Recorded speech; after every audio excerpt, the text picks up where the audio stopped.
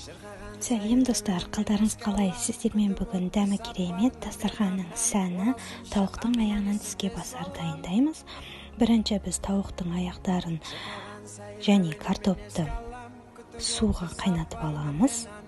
Піскен тауықтың етін сүйегінен ажыратып, майдалап тураймыз, немесе қолымызбен үгітсек болады. Сырымызды күштен өткіземіз.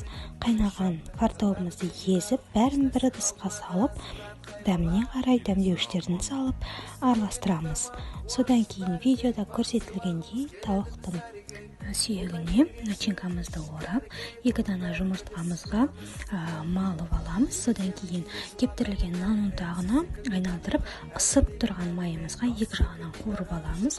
Бұны духовкаға да пісіруге болады. Мен бүгін майға пісірдім. Дәмі керемет, тіл үйреді. Жасап көріңіздер, ас болсын.